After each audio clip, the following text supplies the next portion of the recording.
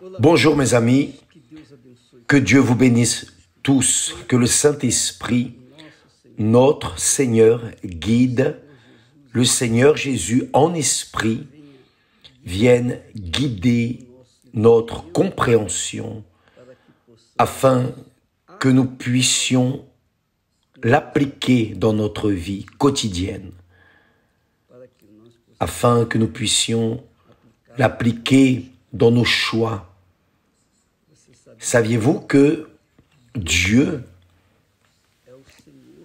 est le Seigneur de toutes les choses? Il peut toutes les choses. Il fait se produire ce qu'il veut faire se produire. Mais il y a une chose, une toute petite chose que Dieu ne peut pas faire. Le saviez-vous?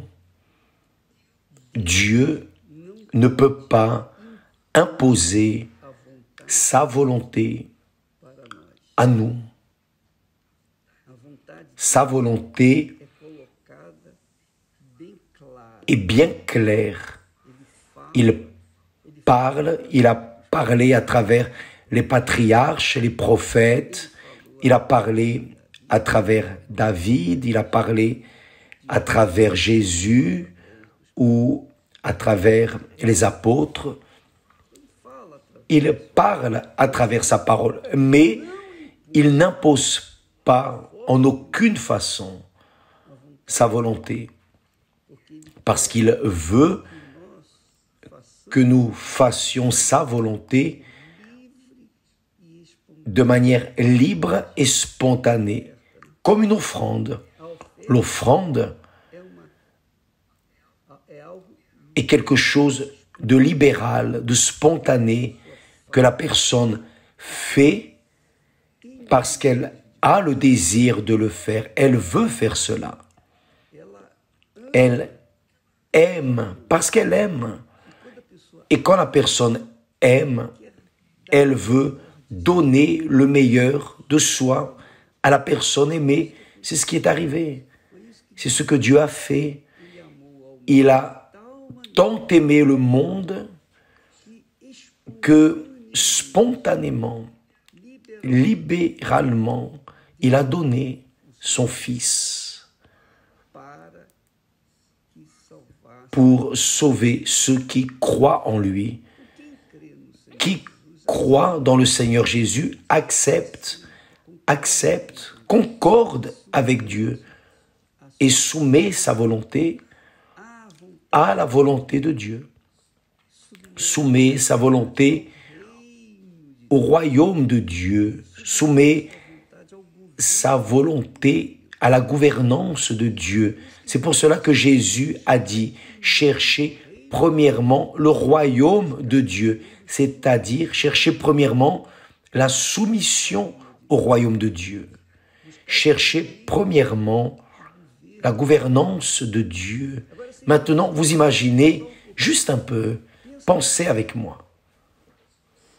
Si vous vous soumettez entièrement à la volonté de Dieu, si vous vous soumettez à la gouvernance de Dieu, pensez-vous que la gouvernance de Dieu dans votre vie va vous laisser souffrir ce que le monde impose à votre vie? Il va laisser sa gouvernance, son royaume en nous, va nous laisser dans la souffrance, va nous laisser passer des besoins, la faim, va nous laisser passer des privations, va nous laisser souffrir dans ce monde? Non. C'est pour cela que Jésus a dit, d'ailleurs David a dit, prophétisant sur Jésus, il a dit que l'Éternel est mon berger, c'est-à-dire l'Éternel est mon roi, mon Seigneur. Il est celui qui gouverne dans ma vie. Il me fait reposer dans de verts pâturages. Il me dirige près des eaux paisibles. Je sais que beaucoup de personnes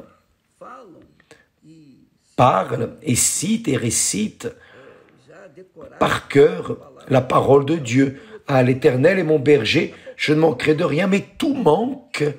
Mais pourquoi est-ce que tout manque? Parce que l'Éternel, en vérité, n'est pas leur berger. Leur berger, c'est leur propre volonté, leur propre tête, leur propre cœur. C'est leur propre âme.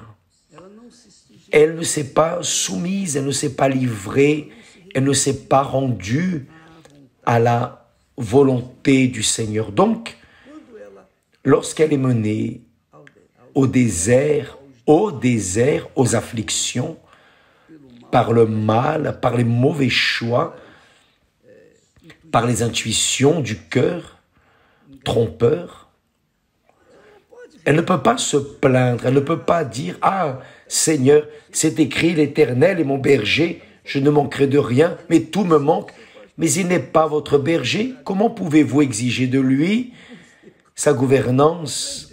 N'est-ce pas intéressant?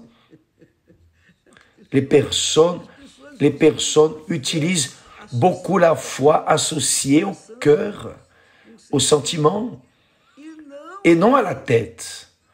Non à la tête, parce que Dieu nous a donné une tête pour penser. Il nous a donné le Saint-Esprit pour diriger notre esprit, notre intelligence, notre capacité de raisonnement. Pour que notre capacité de raisonnement vienne savoir faire les bons choix.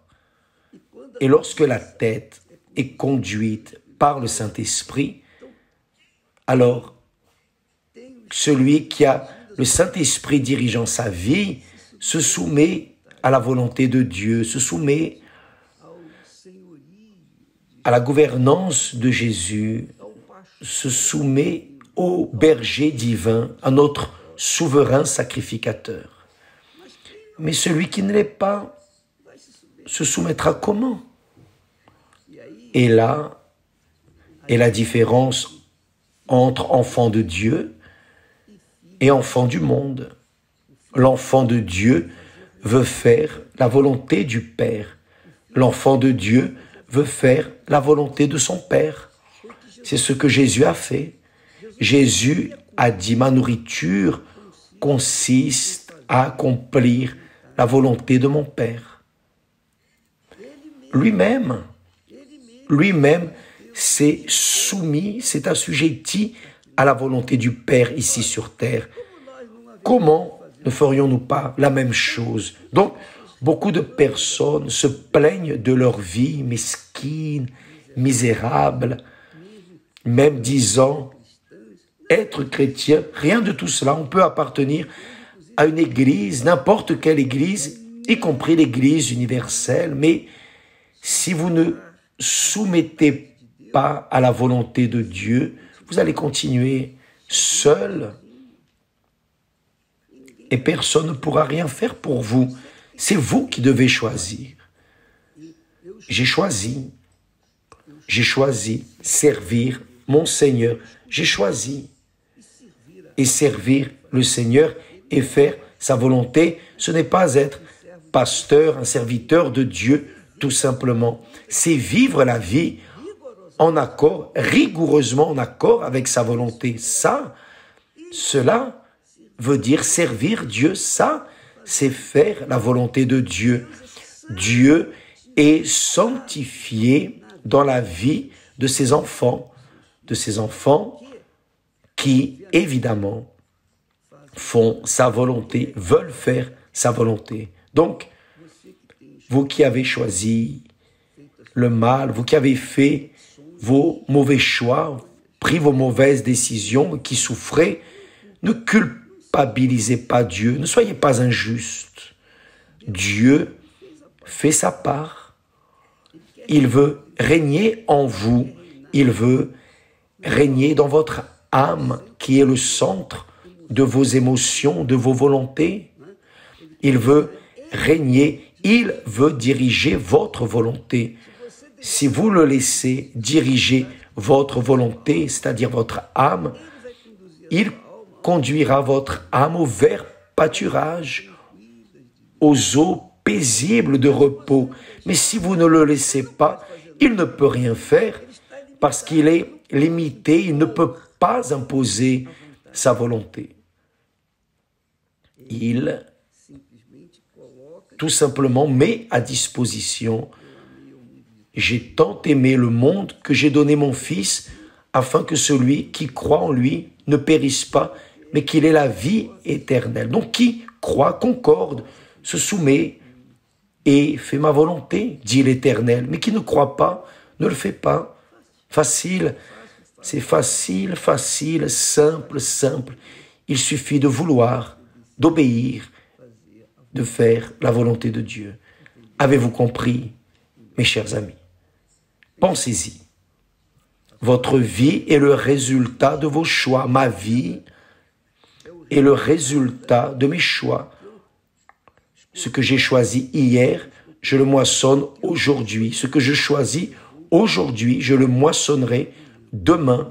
Le fruit de mes choix d'aujourd'hui, je les moissonnerai demain, et ainsi de suite. Donc, celui qui est conduit par le Saint-Esprit est sage et sème la semence de la vie, de l'obéissance, de la paix, de la tranquillité, du sérieux intérieur, non extérieur.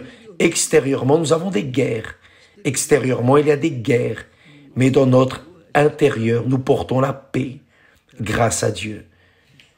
Que cette paix soit avec vous, mes amis, et ouvrez vos yeux spirituels, qu'il enlève la cécité spirituelle, pour que vous puissiez voir sa volonté, obéir, et alors profiter d'une vie heureuse. Que Dieu vous bénisse tous, et à demain, au nom du Seigneur Jésus. Amen.